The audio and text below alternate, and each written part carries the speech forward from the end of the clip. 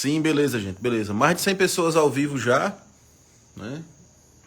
Vamos aguardar um pouquinho as pessoas entrarem, porque a gente tem informações bem interessantes, né? Hoje foi um dia de extrema frustração para todo o conjunto de servidores públicos, uma situação muito complicada, mas existe sim luz no fim do túnel e a gente vai atrás de pegar a luz com a mão, tá? Boa noite, boa noite. Mais de 150 pessoas ao vivo já, gente. Vamos bater os mais de 200.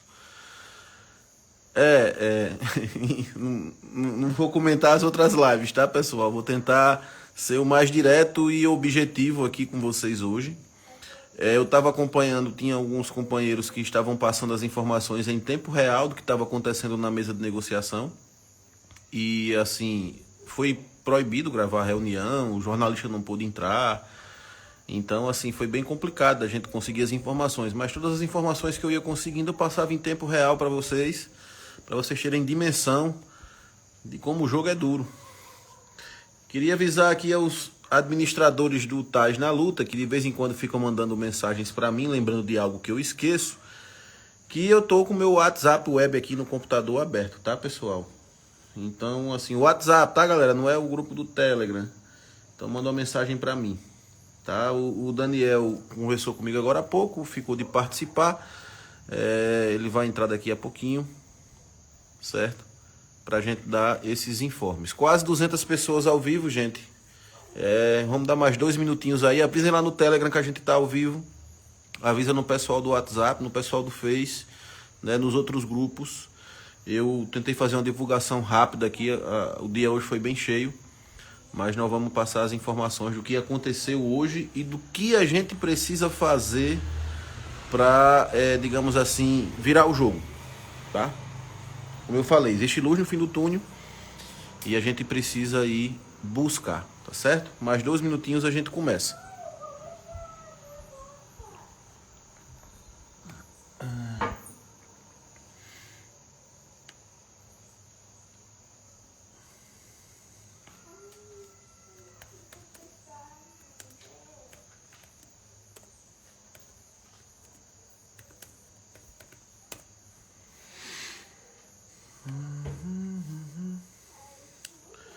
Só mandar aqui, gente, o convite aqui para mais um grupo, pra gente começar, tá? O pessoal tá pedindo o link aqui, né?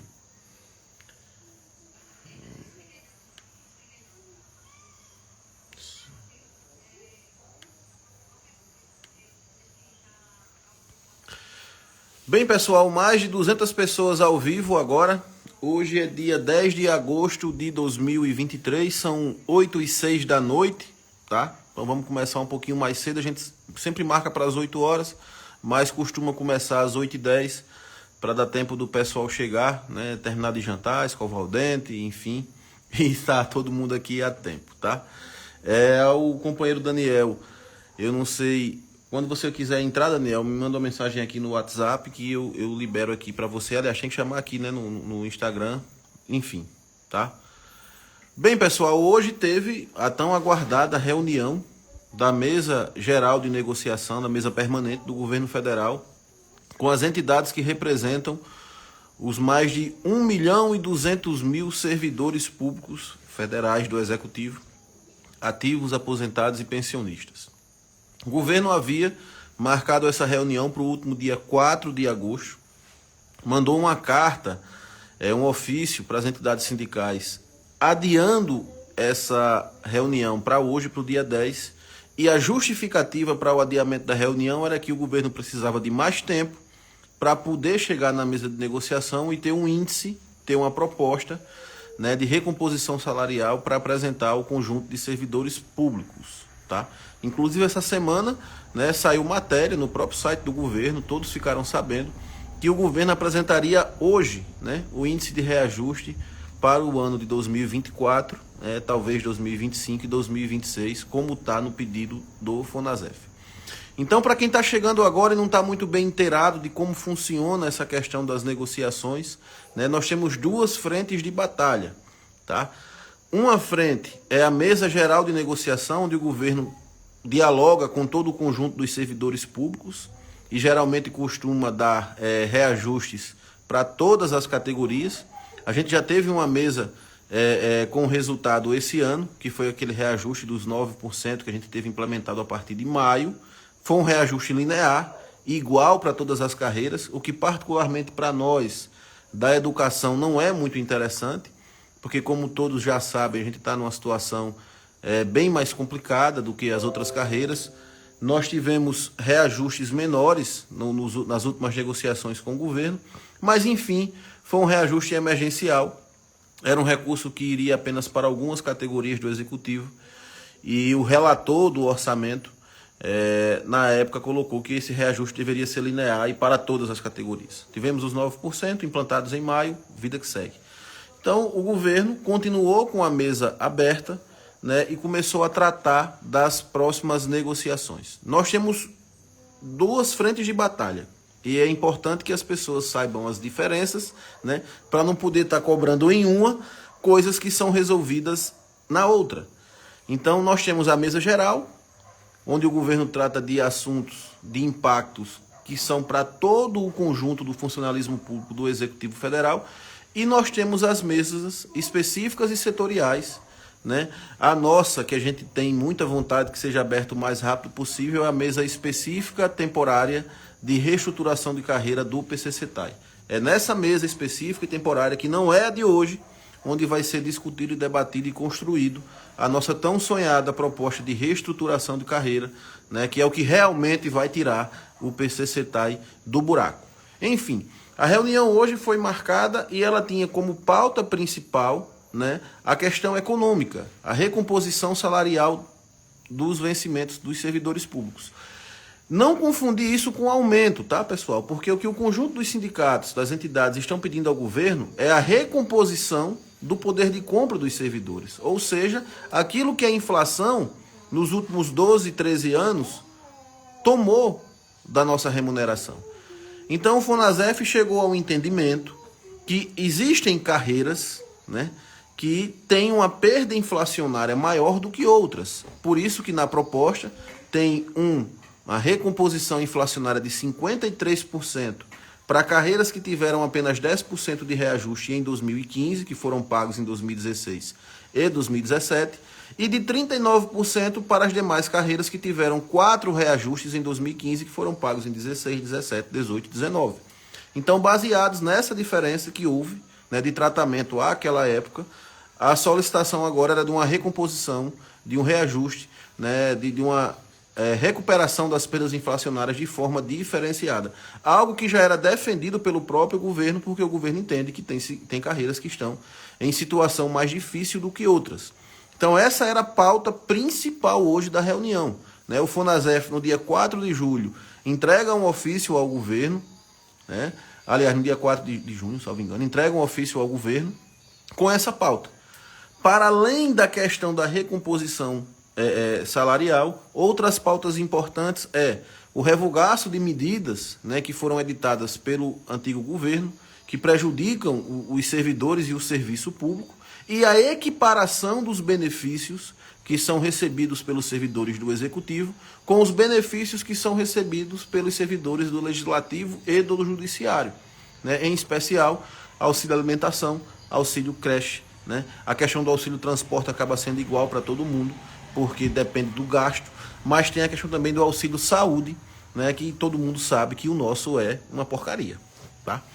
Então, essa era a pauta principal. Recomposição salarial e equiparação dos benefícios, tá?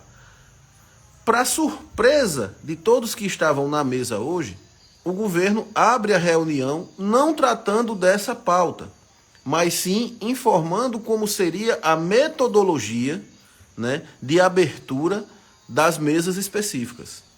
Então todo mundo ficou um tanto assustado. Pera lá, né? O nosso foco principal hoje aqui é a recomposição inflacionária e salarial. É nosso interesse absoluto que as mesas específicas sejam abertas o mais rápido possível, de forma mais célere possível, para que a gente possa encaminhar as reestruturações, né, para quem sabe ainda ter, né, algum, digamos assim, ganho em 2024 no que tange a reestruturação de carreira. Mas essa não era a pauta da reunião. Então, a partir do momento que o governo chegou com essa notícia, logo no início da reunião, a minha percepção particular é que eles estavam alisando para depois bater. Né? Em que sentido, gente? A reestruturação de carreira a gente sabe que é algo muito mais complexo, muito mais complicado e muito mais custoso para o governo. E muitas vezes um reajuste linear, embora seja muito bem-vindo, assim, um reajuste linear não, gente, perdão, uma recomposição salarial, embora seja muito bem-vinda, né, e ajude a aliviar as contas, ela não resolve o problema de carreiras que estão desestruturadas como a nossa. Porque uma coisa é você receber 10, 20, 30% em cima de uma remuneração de 15, 20 mil reais, como algumas carreiras têm. Outra coisa é você receber esse valor em cima de 2 mil, 3 mil reais, né? 3.500 reais, que é a média salarial da nossa carreira, por exemplo. Então, enquanto alguns, né, vai receber 3, 4 mil reais de aumento, que dá para o cara comprar um apartamento, né, resolver muita coisa, outros vão receber 300, 400 reais, que talvez ajude a comprar, quem sabe aí, um iogurte na feira, no mês, um todinho para os filhos. Mas não resolve a vida de ninguém. Embora seja muito bem-vindo, porque o pessoal está numa situação tão difícil, tão complicada, né, que qualquer alívio que vier será muito bem-vindo. Mas enfim, o governo começa com essa pauta, causa estranheza nas entidades, porque o pessoal estava lá, enfim, aflito, né, todo mundo que está lá representa uma categoria, 1.200.000 servidores ativos, pensionistas e aposentados, é muita gente interessada, e o governo começa com outro assunto, que é um assunto do nosso interesse, do PCCTAI, talvez o assunto que mais nos interesse, mas não era a pauta do momento. Então o pessoal já ficou cismado aí. Então eu vou entrar nos detalhes, tá, pessoal, daqui a pouco em relação às carreiras, do que foi debatido, do que foi colocado pelo governo e de como será a metodologia dessas mesas específicas que serão abertas, segundo o governo, né? Que aí já começa a ficar difícil assim acreditar que serão a palavra será cumprida, digamos assim, no próximo dia 4 de setembro. Então temos aí, deixa eu ver, 24 dias para a abertura dessas mesas específicas, tá? Alô, Fazubra, vamos cuidar na proposta. Enfim, mas, quando indagado sobre o que o governo tinha para mostrar sobre a proposta de recomposição salarial, o governo disse que não tinha nada. E aí todo mundo ficou, eu até estranhei. Um camarada meu que estava lá, um companheiro, um colega de luta, disse: Everton, o reajuste é 0. Eu disse: 0? Eu até disse: que é isso, homem? Reajuste 0? Que é isso? O governo prometeu ontem que ia apresentar um índice. Chega hoje e diz que é 0? Ele disse: não, perdão, não é 0. Ele disse que não tem índice para apresentar hoje. Ele vai apresentar um índice, ele vai dar um reajuste, mas hoje ele não tem condição de apresentar. Eu digo: mas não foi o governo que pediu um adiamento, né, do dia 4 para o dia 10? Não foi o governo que chegou ontem na mídia e disse que tinha uma proposta para apresentar? E como é que ele chegou hoje e diz que não tem? Isso é estranho, isso é complicado. E aí o governo justifica, né, que tecnicamente até que a justificativa é plausível, tá, pessoal? Mas demonstra, de certa forma, um desrespeito a todos que estavam lá, que saíram dos seus afazeres, das suas casas, que viajaram para Brasília, muitos de última hora, pegando voo de madrugada, né? Eu, inclusive, ainda pensei em ir para Brasília, dar apoio, tá lá, fazendo manifestação, mas não deu para ir. Tinha questões do trabalho que me impediram de ir. Mas para chegar lá e dizer que não tem nada. Então isso no mínimo, uma falta de respeito muito grande, embora seja esse um governo que tenha reaberto as mesas de negociação, já tenha nos dado um reajuste esse ano, um governo que está disposto ao diálogo. Mas eu acho que faltou cuidado, faltou tato, né, para reunir uma representação gigante hoje numa reunião e dizer: ó, nós não temos nenhuma proposta, né? Seria melhor ter adiado de novo.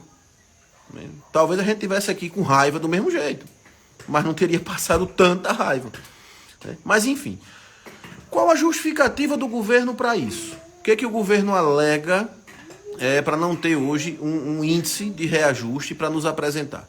O governo falou que o fato de não ter sido aprovado ainda no Congresso Nacional a nova regra, a nova âncora fiscal do país, não tem como apresentar um índice. Porque só com a aprovação dessa regra o governo vai ter noção de qual fatia do orçamento ele vai ter disponível para esses reajustes. É porque o que está em vigor hoje é o teto de gastos, é a PEC do fim do mundo, tá? Então isso é um fato complicador para a gente. Isso quer dizer que o arcabouço fiscal que está no Congresso Nacional é bom para a gente? Não, de forma alguma. O arcabouço fiscal não é bom para o conjunto dos servidores públicos, tá? O arcabouço fiscal, quando ele foi estruturado pelo governo e foi enviado para a Câmara, ele era um arcabouço fiscal, tá? Que também não era bom, mas era bem melhor do que o texto que está hoje para ser aprovado. Por quê? Durante os debates na Câmara dos Deputados, foram inseridos alguns gatilhos no arcabouço fiscal que tiveram como alvo, né, os servidores públicos. E o que é que esses gatilhos falam? Que caso o governo não atinja as metas que ali estão propostas, no primeiro ano, os servidores públicos não poderão ter reestruturação de carreira. Então, o governo não cumpriu num ano a meta, no próximo ano, toda e qualquer reestruturação de carreira fica proibida. Caso o governo não cumpra a meta por 2 anos consecutivos, no segundo ano fica inclusive proibido reajustes e recomposições, mesmo que inflacionárias, nos contra-cheques dos servidores. Então percebam que o pau quebrou nas nossas costas. Então o arcabouço fiscal é bom? Não, o arcabouço fiscal não é bom. Nós lutamos contra isso? Nós lutamos contra isso. Mas nós estamos diante de um Congresso que é muito desfavorável às nossas pretensões. Esse é o fato. Nós estamos diante de um Congresso que acha que o servidor público é apenas uma despesa para o Estado, que a gente não tem o que oferecer à sociedade. Esse é o fato. E é contra esse pessoal que a gente tem que lutar, tem que se organizar e tem que ir para cima para mostrar que as coisas não são bem assim.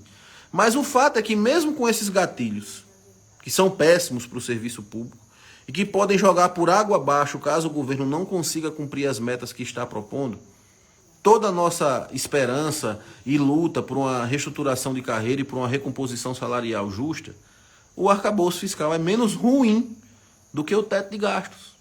Menos ruim. Porque o teto de gastos, além de ter esses gatilhos, ainda tem outros gatilhos que impedem, por exemplo, que existam reajustes, né, que possam, digamos assim, passar a inflação do último período, né? Limita os gastos do governo também à inflação do último período. Então o governo fica muito amarrado com o teto de gastos. E muito de todo o sofrimento que nós enfrentamos nos últimos anos se deu por conta da obediência do governo ao teto de gastos. Faltou investimento em educação, em áreas sociais, né? Faltou reajuste para os servidores públicos, 7 anos congelados. Tudo isso é por causa dessa PEC desgraçada do fim do mundo que o Michel Temer achou que seria a solução para as contas públicas do Brasil. Engraçado que não está no teto de gastos, por exemplo, né, os pagamentos de juros e rolagem de dívida da dívida pública. Então os bancos ficaram de fora, né?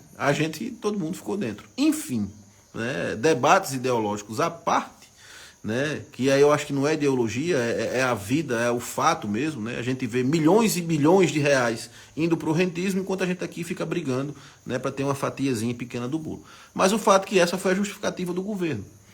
No meu entendimento e no entendimento de muitas pessoas com quem eu conversei hoje, e a gente já tinha essa avaliação, inclusive eu conversava com alguns colegas aqui no campus Guarabira, e eles me falavam, Marli Eberton, tu acha que o governo vai apresentar algum índice sem aprovação do teto de gastos? Eu disse, cara, eu espero que eles apresentem algum índice, mas a minha perspectiva é que esse índice vai ser muito baixo, porque ele vai levar em consideração não a perspectiva dos gastos do governo com o arcabouço fiscal, mas sim a regra atual e vigente, que é o teto de gastos. Então, enfim, é bem complicado, né? Mas aqui, está entre a cruz e a espada, né? O governo coloca essa condição para nós e assim, qual é a análise que eu faço? O governo está praticamente pedindo que nós, enquanto servidores públicos, colocamos uma camisa, arcabouço fiscal já. É isso que o governo quer que a gente faça. Porque ele coloca como condição para apresentar um índice de reajuste que o arcabouço seja aprovado. Eu sou da opinião e aí é uma opinião particular, que nós não precisamos de uma regra fiscal tão rígida. Claro, precisamos de controle das contas públicas, isso é um fato. Mas o próprio governo Lula, nos seus 2 primeiros mandatos, governou durante 8 anos sem uma regra rígida de controle fiscal. O que o governo buscava sempre era fazer superávit, ponto final. Mas não tinha uma regra que amarrava tanto os investimentos do governo federal. Então por que agora a gente tem que ter? Para obedecer a quem? A quem interessa, né, o arcabouço fiscal na forma que ele está colocado? A quem a gente tem que dar satisfação? A quem efetivamente trabalha por esse país, e aí os servidores públicos estão inseridos nisso? Ou a quem está só vindo aqui viver dos juros que o governo paga? Então essa é uma visão que nós temos que ter em mente, pessoal. Porque a gente muitas vezes não assiste isso no noticiário, não procura se informar sobre as questões da dívida pública, mas agora a gente está sendo penalizado. Talvez por nossa falta de mobilização, de entendimento e de permitir. E muitas vezes de votar em congressistas que aprovem uma porcaria dessa.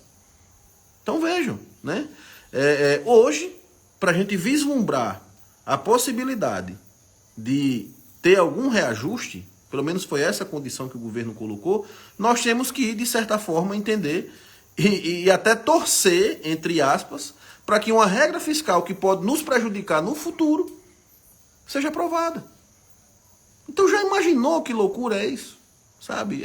É você sair de um mar cheio de tubarão para mergulhar num rio cheio de crocodilo. Porque tudo bem, o governo pode dizer o seguinte: não, mas os gatilhos só serão acionados caso o governo não cumpra as metas. A economia está melhorando, o desemprego está caindo, né? A inflação está baixando, a taxa de juros, a agiotagem do Banco Central começou a cair.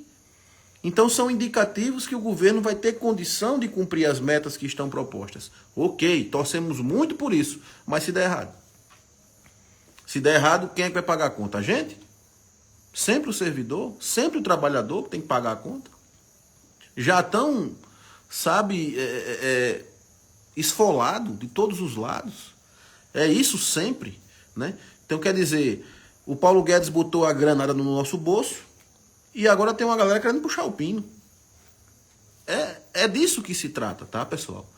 Mas, enfim, vamos para as questões práticas. O governo falou que não tinha condição de dar nenhum índice. Diz que tem vontade de apresentar um índice, que o índice é justo, é necessário, que o índice será, sim, diferenciado, que irá respeitar as diferenças existentes entre as carreiras do executivo hoje. Então o governo vai apresentar um índice maior para quem ganha menos e menor para quem ganha mais. O governo falou isso na mesa de negociação, mas que só podia chegar a esse número, a esse valor, após a aprovação do arcabouço fiscal, que deveria ter acontecido no início dessa semana. Mas aí entram outros fatores políticos, né? O presidente da Câmara, interessado, claro, em fazer parte do governo, adiou a votação, está fazendo pressão por uma reforma ministerial para encaixar, né, alguns indicados políticos seus, e a gente está nisso, né? Ficou para a semana que vem a votação do arcabouço fiscal. E está nesse cabo de guerra. E nessa briga do rochedo com o mar, quem está lascado é a gente, que é o marisco da história, né? Porque estamos nessa dependência. Então, quando questionado, quando seria uma reunião para o governo realmente trazer uma devolutiva para a nossa questão, o governo disse que não tinha data. É isso, gente. Não tem data. A gente não quer marcar outra reunião para ter o mesmo constrangimento que estamos tendo aqui agora, de reunir vocês, de criar uma expectativa e não ter condição de apresentar um valor, um índice. Então a gente tem que aguardar a aprovação do arcabouço fiscal, da nova regra fiscal, né? Temos que ver como vai ficar o orçamento depois dessa aprovação, pleitearmos uma fatia desse orçamento para os servidores públicos e aí chegarmos a um índice, aí a gente chama vocês para negociar. Só que tudo isso tem que acontecer até o dia 31. Né? Complicado. Inclusive, o próprio governo ventilou a possibilidade, caso o arcabouço fiscal demore mais e atrase mais, de tentar articular um atraso na entrega no orçamento, justamente para ter tempo hábil de poder fazer essas divisões, as destinações do recurso no orçamento. Então, durmam com essa zoada. É complicado. E aí, pessoal, é o seguinte, a outra pauta foi a questão dos benefícios, que aí é uma notícia até boa, tá? Notícia não, é uma perspectiva boa, tá? Falar que é uma notícia boa, deixa eu ver aqui, o Daniel tá pedindo para participar, deixa eu liberar aqui o boyzinho aqui. Aí, macho, deixa eu ver se ele entra aqui com a gente. Deixa eu só dizer aqui ele aqui, já, opa, tá aí. Fala, Daniel! Cadê o bigode do Breno? Então, Esse gente, é outro.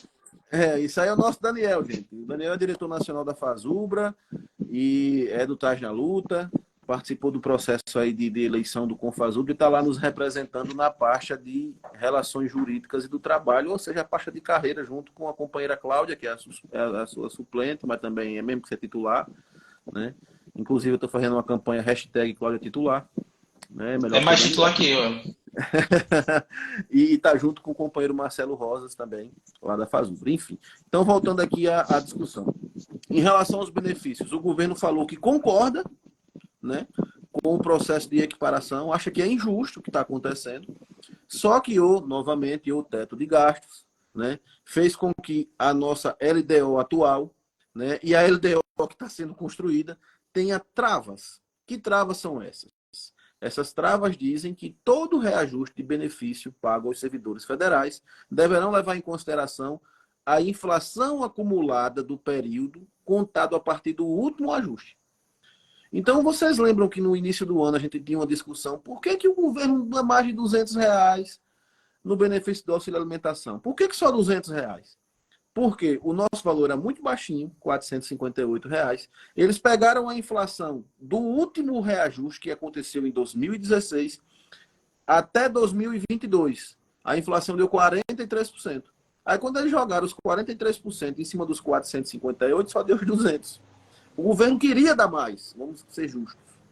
Mas a trava na LDO, devido ao desgraçado do teto de gastos, não permitia que ele equiparasse. E para o ano que vem é pior. Por quê? Essa mesma trava está em vigência, tá? Então, qual vai ser o reajuste possível no auxílio alimentação no ano que vem, de acordo com a regra que está vigente? A inflação desse ano para o próximo. Então, a previsão da inflação é 4,5%, 5% no máximo. A inflação está caindo. Então, você pegaria esses 4,5%, jogaria em cima de R$ 658. A gente ia ter um reajuste máximo de 30 conto. Está muito longe de equiparar, não está, pessoal? Mas aí o governo disse que a ministra Esther Dweck está pessoalmente, né, ansiosa para que o arcabouço fiscal seja aprovado. A gente não está ansioso, não, mas enfim, estamos numa situação difícil. E isso acontecendo, eles vão agir imediatamente para que essas travas sejam retiradas da LDO e que aí os benefícios, creche, saúde e alimentação, possam começar um processo de equiparação. Eles não deram um prazo. Na reunião anterior do ajuste dos 9%, o governo tinha dito que até o final do governo esses benefícios estariam equiparados, tá? Então, caso dê certo, a gente acredita que esse processo de equiparação é uma luta que nós vamos vencer. Mesmo que demore 1, ou 2 ou 3 anos, a gente vai conseguir equiparar. Mas, para isso, o teto de gastos tem que cair, tem que estar outra coisa no lugar que também não é muito boa, que é o arcabouço fiscal, mas é menos ruim, né? Isso não quer dizer que eu defenda essa porcaria, eu acho que tinha que ter isso, mas como eu falei, uma luz no fim do túnel, e eu acredito que os nossos benefícios serão reajustados. Queria agradecer aqui a todos vocês, agradecer a presença do Daniel. São mais de 400 pessoas ao vivo agora, aqui no Instagram do Tás na Luta. Isso é muito bom, muito importante, nos enche de orgulho, porque a gente vê que o nosso engajamento está ok, né? Embora o nosso recorde seja de mais de 500 pessoas. Mas, enfim. E aí, pessoal, todo mundo ficou frustrado, todo mundo ficou com raiva e todo mundo agora está falando em greve. Pois é. O que é que nós vamos fazer? Greve. É o que todo mundo está pedindo, é o que todo mundo está querendo. Mas aí eu coloquei uma reflexão lá no grupo, o Daniel vai poder me ajudar nisso também aqui, e a gente tem que debater isso com muita calma, com muita paciência, e entender o momento que nós estamos vivendo. E nós vamos ter que ficar de braço cruzado esperando a boa vontade do governo aprovar X, Y e Z, e o dia que quiser nos apresentar uma proposta, isso é inaceitável. Inclusive, eu acredito, né? Mas tem que ser também um trabalho nosso, que nós temos que dar ao governo uma data. Oh, não é quando você quer, não, chefe. Até agora é só você que está dizendo as regras. Venha cá, nos respeite. Nós, inclusive, que lutamos muito para colocar esse governo que aí está no poder. Nós fizemos isso. Né? Porque o outro era terrível, o outro não tinha nem conversa. Mas nós temos que chegar para o governo, e eu acho que o Fórum Fonasef vai debater isso com certeza, e dizer, ó, governo, nós temos uma data e não pode ser dia 31. Peraí, vamos lá. Não dá. Então nós temos que ter uma data.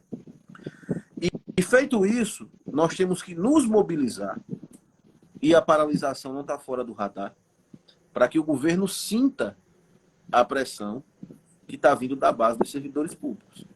Né? Porque se a gente ficar no sofá, esperando e achando que tudo vai se resolver, né? Porque muitas vezes, pessoal, isso é tática. Isso é tática de negociação. O governo estica a corda para ver qual é o ponto que ela vai romper. Então, muito provavelmente também, nesse processo, né, o governo esteja esticando a corda. E vai dizendo assim, até onde eles aguentam. Né? Qual seria o limite? Né?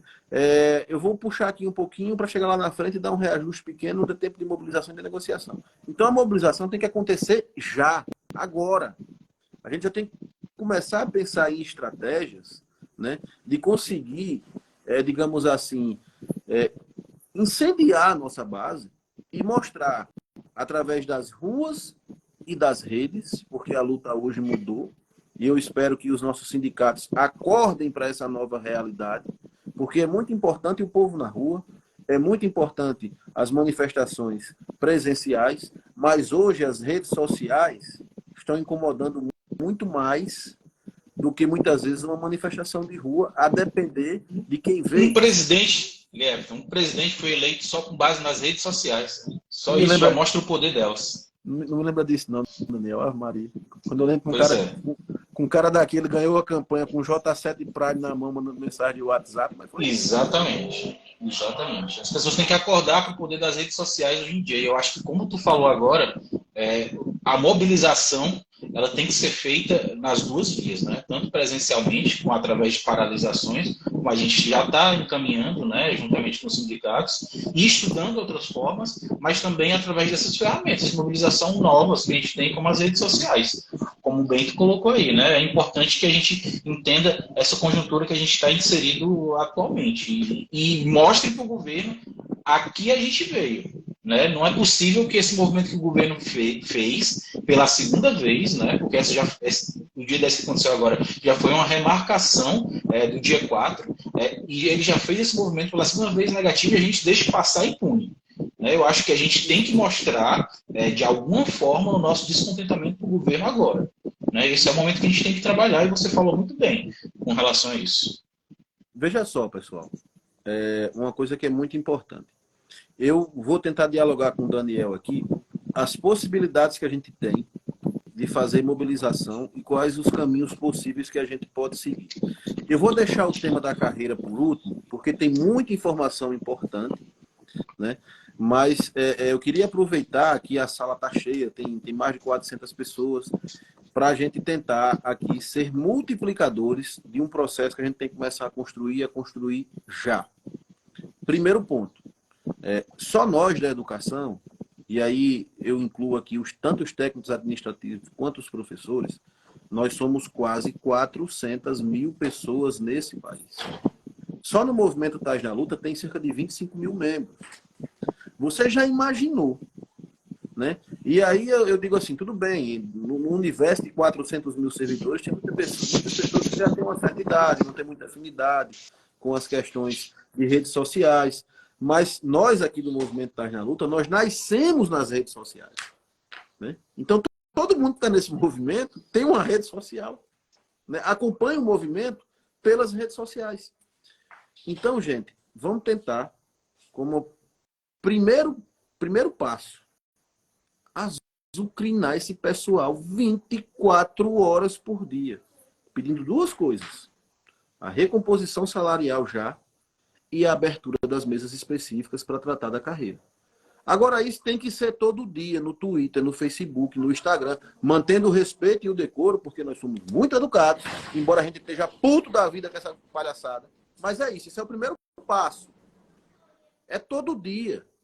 Se você, de repente, não está com disposição de ir para a rua, nos ajude, pelo amor de Deus. Aquela mesma mobilização do Brasil participativo. E daqui a pouco eu vou falar da importância da gente ter ganho a campanha do Brasil Participativo, que hoje foi falado na mesa isso. Foi colocado na mesa a questão do Brasil Participativo e do PPA. Daqui a pouco a gente chega nesse ponto.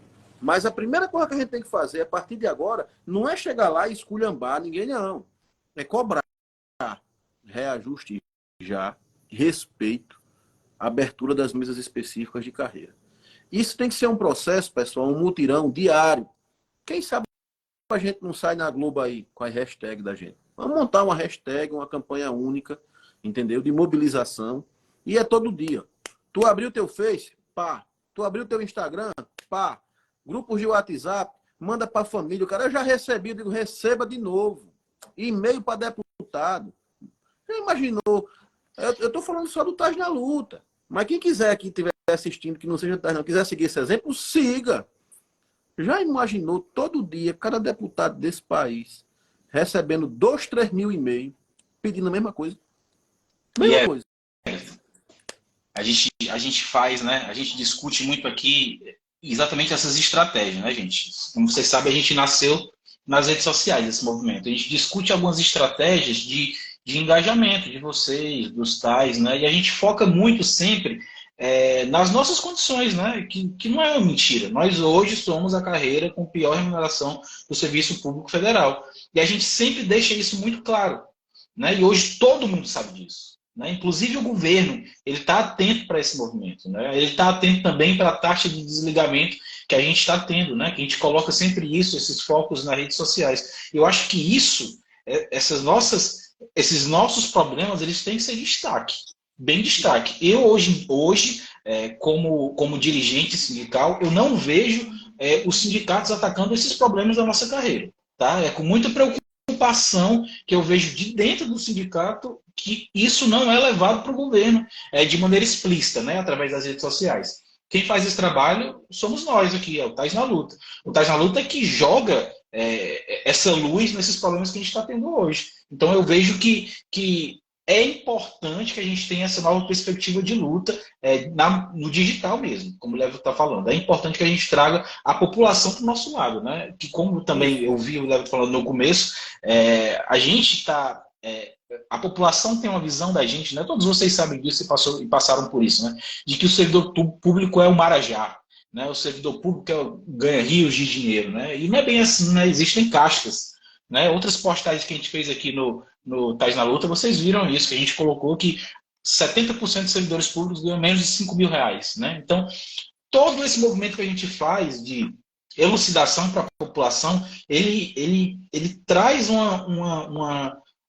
engajamento maior para a nossa causa, né? Então, eu acho que é importante a gente focar nisso. E o que o Levo está falando, ele tem super razão quando ele fala que a gente tem que fazer engajamento de todas as formas, inclusive nas redes sociais. Eu acho que nesse momento ela é tão forte quanto a deflagração de uma greve, por exemplo, né? Não que uma coisa anule a outra, né? Mas as coisas deveriam, do meu ponto de vista, caminhar juntas, né?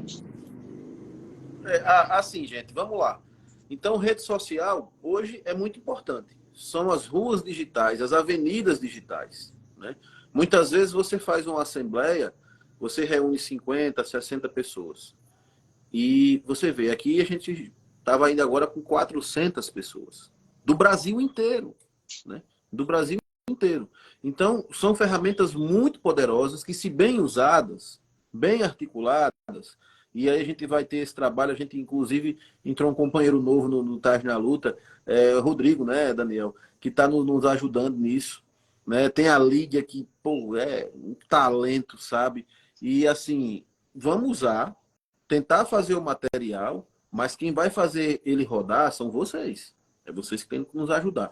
Mas, Lieberton, e greve? Vamos falar sobre greve? E aí falar, como eu falei a vocês. Se você me perguntar, você é a favor da greve? Eu digo, sou. Por mim, eu parava amanhã. Só voltava quando o governo chamasse a gente para se reunir. Eu acho isso responsável? Não. Como é que tu defende uma ideia que tu não acha responsável? Realmente, né? É algo complicado. Por que eu não acho responsável, embora eu acho que seja necessário em algum momento? É porque talvez a gente tenha que estudar e começar a aprender a fazer um modelo de greve diferente. Porque a gente fecha as portas da instituição, muitos vão para casa, alguns aproveitam para tirar um descanso, enfim. E eu acho que esse modelo de greve, né, mais tradicional joga mais contra a gente do que a favor. Porque a sociedade, como o Daniel bem colocou, ainda não tem noção da real situação que nós estamos vivendo. Então eles acham que nós somos ricos, marajás, ganhamos rios de dinheiro. Então a gente faz greve, né, para ganhar mais dinheiro ainda em cima do imposto do pobre trabalhador. Embora a sociedade não saiba que nós também somos, né, principalmente da educação, da saúde, né, trabalhadores que estamos empobrecidos. Então essa é a realidade. Então eu imagino que a greve é necessária. Talvez seja um momento da gente começar a discutir essa possibilidade com muita seriedade. Eu sou a favor de todo e qualquer instrumento de luta do trabalhador, mas eu penso que a gente tem que pensar numa nova modalidade de greve, que inclua, claro, a questão tradicional de parar os serviços, de forçar o governo para olhar, né? Mas também que inclua um debate franco e sincero com as pessoas que nós atendemos. E quem são essas pessoas? São os nossos alunos, os pais dos alunos, no caso dos IFs. A gente trabalha com uma galera muito jovem ainda nas universidades, já é uma turma mais adulta. E tentar essa conscientização e politização com eles também e trazer eles para esse debate e para essa luta. A companheira Lena, lá da UFPB, ela estava até aqui pedindo para entrar, Lena, desculpa eu não ter aceitado ainda. A Lena deu uma ideia fantástica. A Lena daqui de João Pessoa, da UFPB, ela disse, Everton, tu já imaginou se o pessoal de TI parar 2 dias? Agora é parar mesmo, sabe? Desliga o sistema. Cai tudo.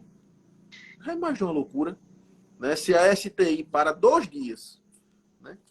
O negócio pega. Né? Sem sistema ninguém trabalha. Então, assim, nós temos que pensar em táticas, não é para prejudicar a população, não é para prejudicar o governo, mas é para demonstrar o nosso profundo sentimento de insatisfação e de humilhação que nós estamos passando nesse momento.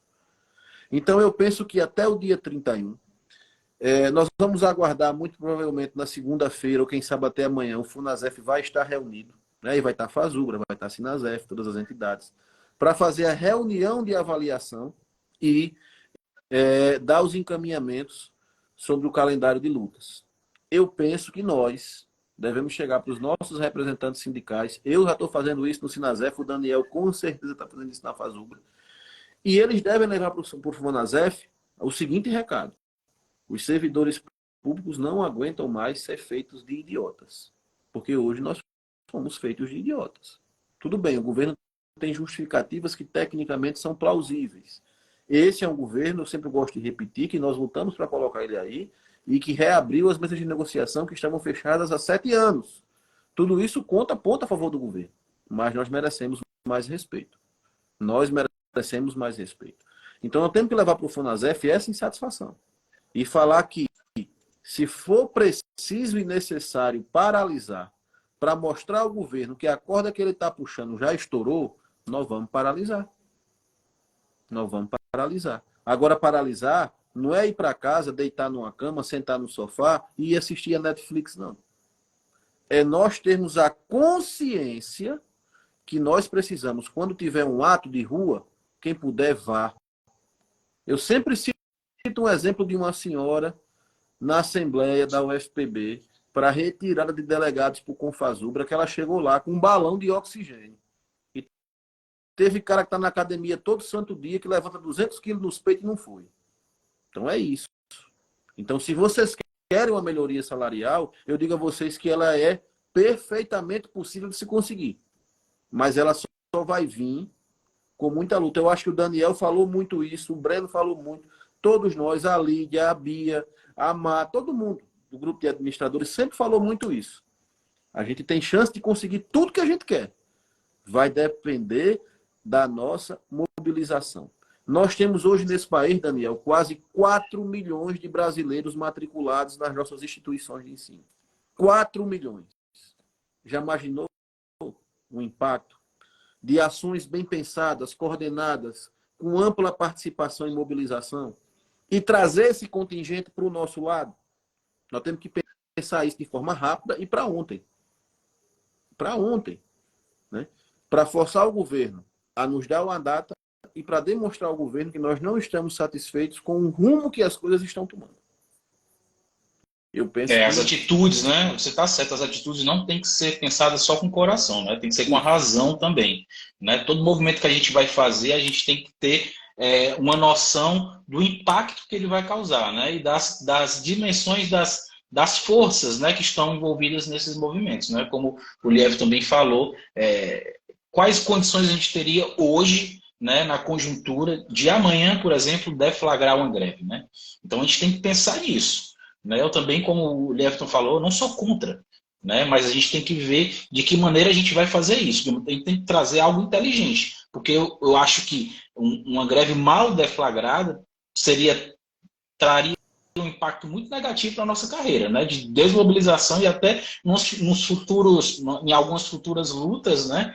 Até uma desmobilização geral, né? Enfraqueceria todo o movimento. Então, eu acho que isso ninguém quer, não é interessante, né? É importante a gente ter essas estratégias bem estabelecidas antes de qualquer ação. Exatamente, porque assim, a greve, gente, é a bala de prata, costuma ser a bala de prata. A gente não pode estar usando bala de prata se não for do lobisomem. Tem que ser do lobisomem. Né? Então, assim, é algo que nós precisamos pensar, que não pode estar fora do radar. É algo que a gente tem que estruturar, mas principalmente contar com o apoio de todos. Temos o apoio de todos hoje? Nós temos que levantar esse dado. Outra coisa, nós estamos tratando aqui de uma mesa geral de negociação. Nós precisamos também de determinadas sinalizações no FONASEF, né, para que as outras carreiras que estão passando pelo mesmo perrengue que a gente está passando também topem. Aí eu estou falando de INSS, eu estou falando de IBGE, eu estou falando dos ministérios. Né? O pessoal também tem que se ajeitar lá e dizer, opa, não, estamos juntos.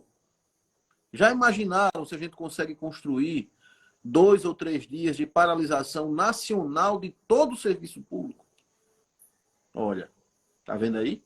É diferente de parar só universidades e institutos federais. Mas já imaginaram se a gente consegue, no debate com o FONASEF, para demonstrar a nossa insatisfação com o governo, parar todo o serviço público brasileiro durante 1 ou 2 dias?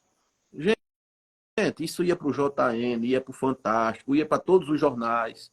A pessoa, epa, que é isso? Então, é isso que a gente deve levar, cobrar dos nossos representantes sindicais, que levem essa perspectiva para o FONASEF. 1 dia mesmo, ou 2 ou 3. Vamos parar. Parou a brincadeira. Agora é assim. Né? Nos atendam. Então, gente, em relação à recomposição salarial, é isso que eu tinha que falar para vocês. Tá? O governo não apresentou nenhum índice. Nós não defendemos o arcabouço fiscal como solução para os problemas desse país. Eu acho que o Estado não tem que dar lucro. O lucro do Estado deve ser o bem-estar social da sua população. É isso que nós devemos perseguir. Claro, ter responsabilidade para não fazer conta que a gente não possa pagar. Isso a gente tem que aprender desde dentro da nossa casa. Mas eu não acho que a gente tenha que sacrificar os investimentos sociais do trabalhador brasileiro, né, em busca de um superávit que a economia vai para o banco. Então é isso que a gente tem que ter em mente e começar a se politizar com isso. Né? Começar a se politizar com isso. Isso é uma visão do outro governo. Não tem que ser uma visão desse governo, que a gente votou nesse governo para as coisas serem diferentes. Né? E eu acho que assim, nós não somos a favor. Infelizmente, estamos hoje entre uma regra péssima e uma regra ruim. Né? E se a gente tiver que, nesse momento, avançar da péssima para ruim, a gente vai avançar para ruim, mas nós vamos continuar a luta para um dia a gente chegar numa regra boa. Porque do mesmo jeito que o teto de gastos provavelmente vai cair, um dia a gente possa lutar para que o arcabouço fiscal caia também.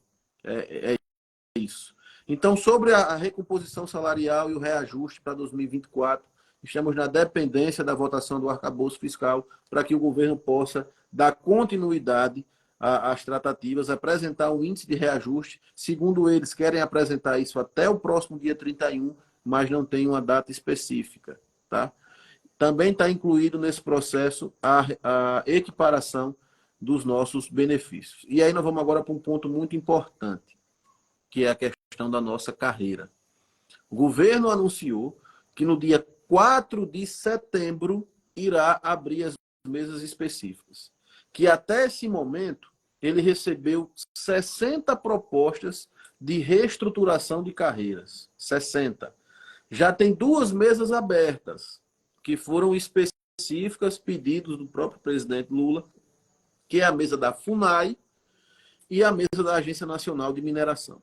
A FUNAI não tem carreira, nós passamos por um processo agora muito complicado, né? Todo mundo lembra do que aconteceu, dos assassinatos de indigenistas, de jornalistas, né? Da difícil realidade que as aldeias indígenas estão enfrentando nesse país, com total abandono que foi feito pelo antigo governo. Então a FUNAI estava sem servidor, estava sem carreira, estava sem dinheiro, estava sem nada. Então a carreira da FUNAI foi colocada como uma prioridade, até para que possa contratar profissionais para cuidar desses problemas. E o pessoal da Agência Nacional de Mineração é um problema técnico, né? Eles são agência reguladora, mas recebem menos de 40% da remuneração das agências reguladoras, e eles querem também reestruturar para ser tratado igual às suas irmãs. Nada mais justo, tá? Fora essas 2 que já estão abertas, o governo disse o seguinte: nós temos 60 propostas, 60, tá vendo por que a gente cobrava? Sinasef, leva a proposta, Fazubra, leva a proposta, vamos entrar nessa fila, muita gente está pedindo, olha aí, 60. E o governo disse o seguinte: nós vamos fazer um trabalho de estudo dessas propostas, e quando for no dia 4 de setembro, nós vamos abrir mesas específicas. Apenas 10 carreiras serão tratadas esse ano. As demais carreiras serão dialogadas no decorrer do próximo ano. E também afirmou que os impactos financeiros dessas reestruturações só seriam efetivados a partir do ano de 2025. Ou seja, pela proposta do governo, digamos que o PCCTAI seja uma dessas 10 carreiras escolhidas, a gente vai lá, discute nossa reestruturação, tá? Digamos que a gente aprovou uma reestruturação. Essa reestruturação só entraria, né, de fato, no nosso contra-cheque, na nossa vida profissional, na nossa carreira, a partir de 2025. Geralmente é janeiro de 2025. Então, assim, a notícia da abertura da mesa é positiva, mas o prazo não é aquele que a gente esperava. Embora a gente sempre colocou aqui, tá, que uma reestruturação de carreira é algo para 2, 3, 4 anos. A gente sempre falou isso aqui, né? Essa estrutura que o governo apresentou, ela é muito parecida, por exemplo, com a criação do PCCTAI lá em 2005. O governo Lula assume em 2003, tá? É eleito em 2002, assume em 2003, tem todo o processo de negociação, greve pesada da educação, de mais de 90 dias naquele período, e em 2005 é implantado o PCCTAI em substituição ao PUCSIS, tá? Estou resumindo aqui, porque a luta foi grande e começa lá em 94, mas dentro do governo Lula o processo foi esse. Então é muito parecido. Então o governo diz, não, vamos estudar, vamos debater, né? Ano que vem é recomposição inflacionária e as carreiras que forem reestruturadas a partir de 2005 a gente coloca. Só que aí, gente, depois dialogando com o pessoal, tem alguns detalhes aí que estão me deixando um pouco preocupados. Eu estava até conversando com o Daniel agora há pouco. Primeiro detalhe. O governo disse que vai abrir mesas temáticas no primeiro momento. O que é isso, mesa temática? Eu também não sabia. Eu fui atrás de saber o que era, né? Porque geralmente o que está no regimento das mesas de negociação com o governo tem uma mesa geral, que é essa que teve hoje, uma mesa específica temporária para tratar de carreira e uma mesa setorial específica para tratar de carreira que não tem impacto orçamentário. Essas são as 3 mesas que tem. né? Só para lembrar, uma importante informação, Leandro. Os dois sindicatos, o Sinasef quanto a Fazubra, já enviaram pedido para o governo de abertura dessas mesas que você falou agora. Tá? Então, não são essas mesas que você vai explicar agora, né? As pessoas vão entender. Não são essas mesas que foram pedidas pelos sindicatos de abertura que vão ser debatidas nesse momento, né? Isso. Então, assim, o que me preocupa é que o governo veio com uma metodologia diferente da que foi aprovada e diferente do que tradicionalmente é feito nas discussões de carreira. O governo veio com uma ideia, e aí me preocupa essa ideia, porque não foi detalhado, também não era o momento de detalhar. Pode ser até algo bom, né? Não sei. Mas, geralmente, quando vem assim de cima para baixo, não é bom, não. Que eram mesas temáticas e que iria separar por temas esses debates. E que temas seriam esses? Por exemplo, os pisos. Né? Vamos avaliar os pisos salariais das carreiras do executivo. Quem está ganhando mais, quem está ganhando menos, qual é a média. Né? Vamos avaliar o tempo de carreira, as progressões necessárias, ou seja, eles querem fazer um apanhado, basicamente, de como é a estrutura de todas as carreiras do executivo, de como está a situação de cada carreira que pediu reestruturação, quais são os pontos em comum entre essas solicitações, né? Inclusive para discutir as soluções em conjunto com mais de uma carreira. Então, por exemplo, a gente tem um piso ruim. O pessoal do PGPE também tem um piso que é uma porcaria. Então, seria mais ou menos sentar PGPE com PCCTAI para debater um piso em comum que serviria para as duas carreiras. Ok. Pensando assim, a grosso modo, pode parecer algo justo e interessante. Mas nós temos diferenças fundamentais entre essas carreiras. Então, muito provavelmente, um piso igual para as duas prejudique o andamento e o desenvolvimento em uma das duas carreiras ao longo do tempo. Porque carreira é algo muito técnico e tem que ser muito bem pensado todos os pontos que vão ser modificados. Então, isso me preocupa também, porque me parece ser, talvez, o início de um processo de extinção de determinadas carreiras e junção num carreirão único de serviços administrativos pelo Estado. Isso é ruim, porque nós perdemos identidade, que nós lutamos tanto para conquistar. Não estou dizendo que é isso que vai acontecer, mas analisando, né, friamente essas coisas, são preocupações que vêm à tona. E aí, gente, eu acho que nós devemos lutar para que aquilo que foi acordado no regimento, na regra das mesas de negociação, seja efetivamente o que vai ser colocado pelo governo. Ou seja, mesa geral, teve hoje, reajuste para todos, mesa específica, cada carreira com a sua. Cada um vai debater. O governo já disse que só tem condição de atender esse ano a 10. Ok. Que sejam utilizados os critérios para a escolha das 10. E aí entra a questão do bendito Brasil participativo. Foi dito na mesa e foi lembrado por companheiros que estavam lá nos representando. Né? Pelo Sinasef tinha a companheira Helenira, né? Pela Fazubra eu acho que estava a Del Papa, estava a Ivanilda. O Lobão também estava, mas estava através do Fonasef como assessor. Mas foi falado lá, né? Porque o governo disse que vai utilizar, Daniel, 3 dimensões para avaliar as 10 que serão escolhidas, né? Vai ter um sorteio, não vai ser bingo, não, nem vai ser na ficha. Seria a dimensão política, né? A dimensão orçamentária e a dimensão das propostas que foram apresentadas no PPA, no Brasil Participativo. Olha que interessante. E olha aquilo que eu, Daniel, todo mundo falava aqui há muito tempo. Nós precisamos ficar entre as 5 propostas mais votadas, porque vai chegar o momento que nós vamos apresentar isso para o governo, no momento de decisão e de que escolher alguém em detrimento de outrem, nós vamos dizer, ó, nós temos isso aqui.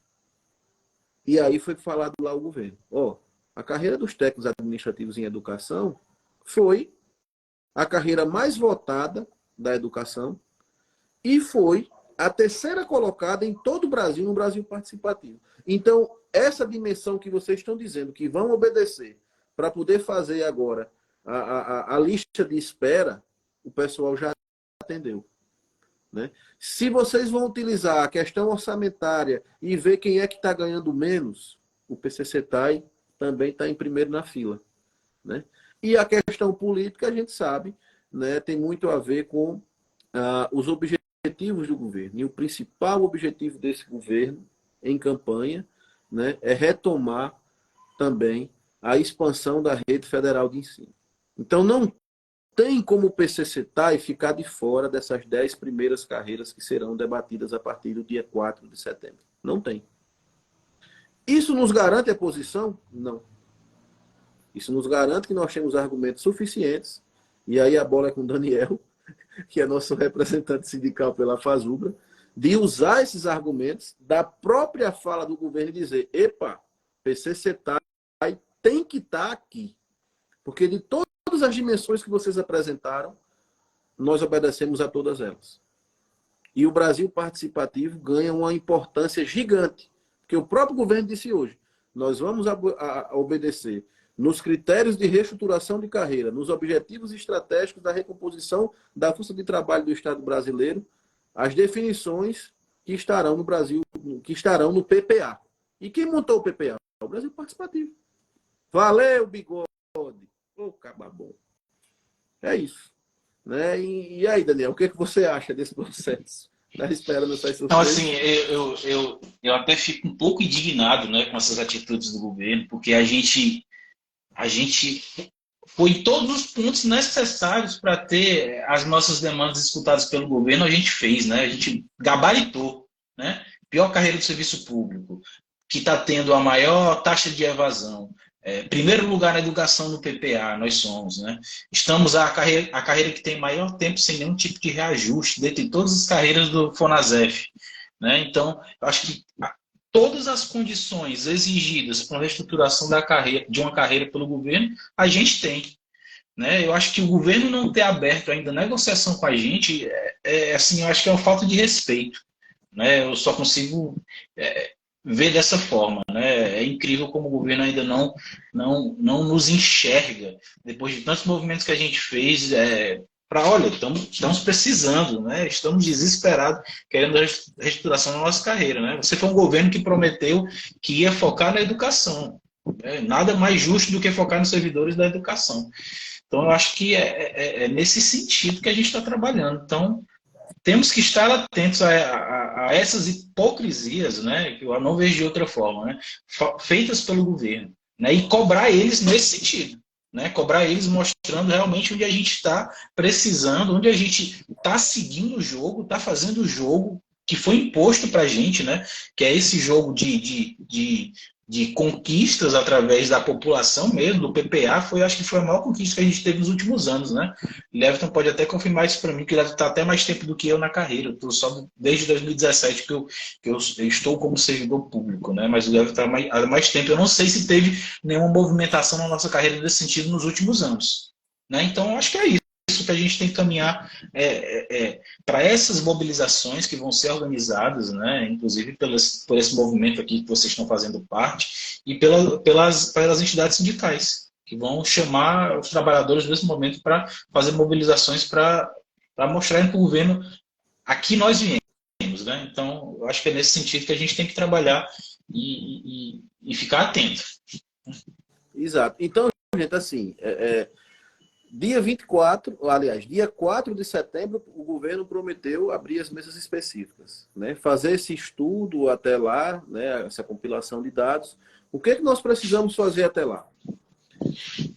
E aí, pessoal, eu mais uma vez, às vezes as pessoas me criticam porque eu faço isso e dizem assim, o sindicato é isso, o sindicato é aquilo, o sindicato não presta. Eu costumo dizer o seguinte, gente, o sindicato não é uma pessoa. O sindicato é formado por pessoas, mas ele é uma entidade, inclusive a única que tem legitimidade para negociar com o governo em nosso interesse. Então, por exemplo, a gente tem aqui o Daniel. Eu sempre costumo dizer que o Daniel e a Cláudia são, assim, talvez os nossos maiores exemplos de que se a gente entrar no sindicato com vontade de mudança nos rumos, a gente consegue. É falar que tudo para trás, tudo antes não prestou? Não, gente, pelo amor de Deus. Eu acho também injusto. Né?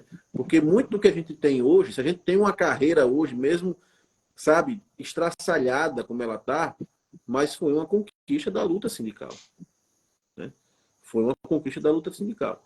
Mas, para que a gente consiga mudar, por exemplo, alguns rumos que a gente entende que devam mudar, por exemplo, os nossos sindicatos, até pouco tempo atrás, não estavam com um foco tão grande na questão de reestruturação de carreira. Hoje não se fala outra coisa dentro dos sindicatos com tanta força que não a reestruturação das carreiras. É o assunto mais comentado no Sinasef, é o assunto mais comentado na Fazubra, mesmo que seja comentado por pessoas que são contra, porque existem colegas que são contra, tá? Que acham que isso não é necessário agora, que é algo que pode ser daqui 4, 5, 6 anos.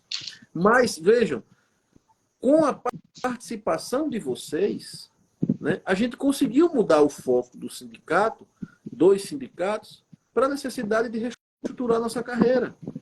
Então, vejam, o sindicato não é uma pessoa que tem vontade própria, não. A vontade do sindicato é a vontade da sua base. E quem é a base? Quem está lá dentro participando. Então, a gente quer que o sindicato tome uma decisão mais enérgica e aprove paralisações e cobre o governo pela reestruturação e esteja na porta da ministra todo santo dia, o sindicato vai, desde que a gente esteja lá dentro para aprovar isso. Porque a gente pode muito bem hoje fazer uma assembleia, aí o Daniel sabe disso, fazer uma assembleia hoje no Rio de Janeiro, um exemplo, ou no Ceará. E o Daniel chega lá e diz, ó, nós temos que pressionar, nós temos que ir para cima. Mas se o Daniel for só, ele perde para 2 caras que é contra. É isso. Então é que eu digo a vocês sempre. Participem das entidades sindicais. Aí tem uma turma aqui na Paraíba que diz, Malief, não tem condição não, rapaz. Tem um camarada lá que o cara é complicado, o cara é do contra. Eu digo, ele é um. Porra, vocês estão... É um, velho. Não, mas o cara, ele tem um cargo lá que eu não sei qual é, e ele atrasa tudo. Eu digo, atrasa nada, meu irmão. Se vocês se juntar, não tem quem segure. Aí tá vocês aí, e é muito, sabe? 50 pessoas puta com um cara, às vezes uma pessoa, que muitas vezes sabe, apaixonado, defende o governo, faz parte do partido, e aquela coisa e tal. Aí 50 pessoas deixam de contribuir por causa de um. Faça isso não, meu irmão. Vá para cima. Ganhe no voto, na democracia. Olha aí o Daniel, gente, é exemplo. A gente não tinha um cara do Tar na luta, nem uma mulher do Tar na luta, na Fazubra. Hoje a gente tem o Daniel e a Cláudia. E estão lá tocando, fazendo um trabalho bom, sabe? Discutindo carreira, construindo. Sigam esse exemplo se vocês querem mudança. Só a luta, gente, muda a vida. Não tem outro jeito, não. Olha, mas vocês não podiam se reunir, botar uma pastinha debaixo do braço, pegar o Breno, encontrar com o Lula e entregar a proposta? Poder a gente podia. Só que a proposta ia ser jogada no mato. Porque ele ia dizer, nós vamos negociar com o sindicato, valeu? Então esse é o caminho, gente, não tem outro. É o fortalecimento das nossas entidades sindicais. É rejuvenescer essas entidades. É trazer a visão de quem vai passar os próximos 25, 30 anos nessa carreira. Eu tive uma conversa com o Daniel, conhece, eu não vou nominar aqui a pessoa, mas um companheiro muito respeitoso durante o Confazubra, e um cara que entende muito de carreira, mas tem uma visão um pouco diferente da nossa. E eu cheguei para ele e disse assim, companheiro, com todo respeito, você está aposentado, né? Ele disse, estou. Eu digo, eu tenho todo o acordo, que tudo aquilo que for conquista para os ativos sejam extensivos aos aposentados. Principalmente porque os nossos aposentados estão lascados de verdade. E eles merecem isso. Mas eu entendo que o desenho dessa carreira deve ser feito primordialmente por quem vai viver ela nos próximos 20, 30 anos. Porque perceba, né? A carreira que você pensa, a maioria dos servidores que vão viver ela não concorda com ela. E ele olhou assim para mim e disse, cara, pensa num negócio que você me falou agora que é verdade. Às vezes a gente está tanto tempo no movimento sindical que a gente acha que pode e deve definir o que é melhor para as outras pessoas. Tudo bem, a nossa experiência ajuda a orientar vocês no que pode dar certo e no que pode dar errado. Mas definir a vida que você quer viver. Eu digo, pois é, cara, às vezes eu me sinto que vocês estão querendo comprar minha casa, sabe? Escolher a cidade que eu moro, o carro que eu ando, né? E a mulher que eu vou casar. É isso. Só pode. Aí é difícil. Mas vejam, é diálogo, inclusive com quem pensa diferente da gente para construir junto. Não é desrespeitar, taxar o cara, dizer que o cara é louco, que, sabe, o cara não tem juízo, que não presta, que é burro, que não... Não é isso não, gente. Nós temos que entender que cada cabecinha aqui, a minha, do Daniel, e de mais 300 pessoas que estão aqui, é um mundo. E muitas vezes o cara, sabe, ele cresceu, ele foi forjado com experiências de vida que levou ele a ter, sabe, visões diferentes da nossa. Como é que a gente consegue construir? Dialogando, dentro dos espaços legítimos, construindo. Né? Quer um exemplo disso? A proposta do Sinasef. A proposta do Sinasef, a primeira, tinha 5 níveis de classificação, aquele negócio todo. Pá, pá, pá. Era ruim. E todo mundo malhava, metia o pau. E o pessoal lá ficou meio oriçado. Quando a gente chegou lá logo no início, ninguém queria receber o gerente. Nós sentamos com a CNS do Sinasef, inclusive com os companheiros que eram muito críticos ao nosso movimento. Nós dissemos, gente, vamos baixar as armas, vamos pensar junto, vamos analisar onde é que a gente pode avançar. E eu costumo até brincar com eles, que eu digo, rapaz, a proposta que vocês não deixaram eu apresentar aqui no primeiro GT Carreira foi praticamente a proposta que foi aprovada no segundo. Tem que economizar um tempo, né? Mas foi importante isso acontecer porque foi um processo de construção coletiva e todo mundo saiu satisfeito. Então, entrem dentro das instituições e aquilo que vocês não concordam, tentem mudar com o trabalho. Façam como a Cláudia, como o Daniel, como a Bia, como o Dani, como a Lídia, como tantos outros, sabe? O sindicato não é nenhum bicho de 7 cabeças, não. Tem uma galerinha complicada? Tem. Sejam a maioria da galera descomplicada, sabe? Tem uma galerinha complicada? Tem. Isso é Tem natural. não. Sejam essa maioria, para que tudo isso que a gente está colocando aqui, a gente consiga levar para frente. Tá? Então, isso é muito importante. Então, pessoal, 1 horinha de live. Eu queria agradecer a todos vocês. Queria dar um recado, né? Porque assim, a questão do consignado está sendo finalmente resolvida. Mandar um abraço para o pessoal lá dos servidores prejudicados. Mandar um abraço para o pessoal da Fazubra, para o Chiquinho, para o Robertinho, né? Mas principalmente eu gosto de mandar um abraço especial para o Mário, que foi um cara que me ligou preocupado lá no mês de abril, quando disse, olha, está acontecendo isso aqui, meu irmão, eu acho que vai dar M, e deu. E aí o Mário, né, junto com a companheira Lenira lá do Sinasef, que também estava preocupada com essa situação, entraram. Agradecer ao Lobão, que levou a questão para o Fonasef, que articulou que o Fonasef colocasse um documento cobrando ao governo. E a todos os servidores que se uniram de outras carreiras, tem um grupo muito interessante lá no WhatsApp que eu estou participando, mandar um abraço para o pessoal lá, para a Luciana, para todo mundo. Né? Semana passada teve até um desencontrozinho de opiniões, mas coisa besta. Né? Eu acho que foi uma conquista de todos. Né? A deputada Alice Portugal abraçou a ideia que o pessoal teve. O projeto de lei da Maria do Rosário incluiu na medida provisória, que vai ser votada até o dia 25 de agosto, no máximo, mas eu acho que semana que vem ela é votada, que vai dar finalmente a liberdade de escolha de como o servidor público pode usar a sua margem consignada. Tá? Inclusive, vai ficar melhor do que era antes, tá, pessoal? Porque a nossa agonia era para voltar pelo menos ao que era antes. E agora vai ficar melhor do que era antes.